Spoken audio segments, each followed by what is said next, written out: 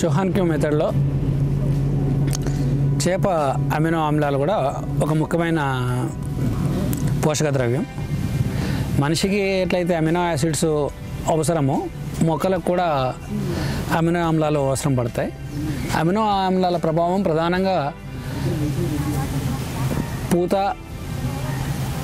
పిందె కట్టడం మీద ఉంటుంది.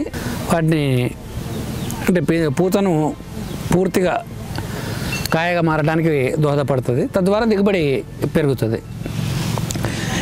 అమినో యాసిడ్స్ ఇవాళ మార్కెట్లోకి వెళ్తే ఆ బ్రాండ్స్ని బట్టి ఒక్కొక్కటి 350 నుంచి 1100 రూపాయల వరకు కేజీ ఉంది.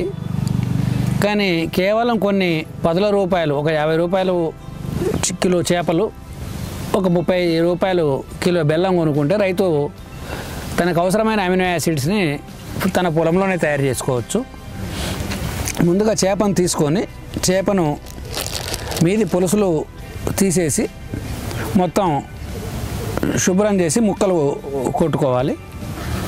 చేప అమినో ఆమ్లాలని తయారు చేసుకోవడానికి అంటే ఫిష్ వ్యర్థాలను వాడుకోవచ్చు, చేపను వాడుకోవచ్చు. వాడుకునేటప్పుడు చేప ముక్కల్లో నీరు కలవకుండా జాగ్రత్త పడాలి. చేపలు కలిపేసి చేపలకి ఎంత పరిమాణంలో చేపల ముక్కలు లేదా చేప వ్యర్థాలు తీసుకుంటున్నామో సమాన పరిమాణంలో బెల్లం తీసుకోవాలి. బెల్లము చేప ముక్కల్ని కలిపేసి ఒక పాత్రలో పెట్టి, అది ప్లాస్టిక్ డబ్బా కావచ్చు లేదా ఒక కుండలో చేసుకోదలుచుకుంటే కొత్త కుండ కాకుండా బాగా పాత కుండ, నీళ్ళు గుంజని కుండలో కనుక పెట్టుకుంటే సరిపోతుంది. లేదా ప్లాస్టిక్ కంటైనర్ అయితే ఇంకా అనుకూలంగా ఉంటుంది. దానికి మూతికి ఒక శుభ్రమైన గుడ్డ కట్టేసి పక్కన పెట్టుకోవాలి.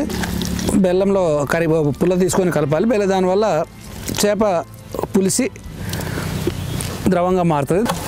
పులిసిన చేపల అమినో ఆమ్లానికి సంబంధించిన ఇది ఒక డ్రమ్లో పెట్టేసుకొని 10 నుంచి 15 రోజుల పాటు పెడితే చేపలో ఉండే పదార్థం అంతా కుళ్ళిపోయి ద్రవ రూపంలోకి మారుతుంది. అది ద్రవంగా మారిన తర్వాత దాన్ని వడగట్టేసుకొని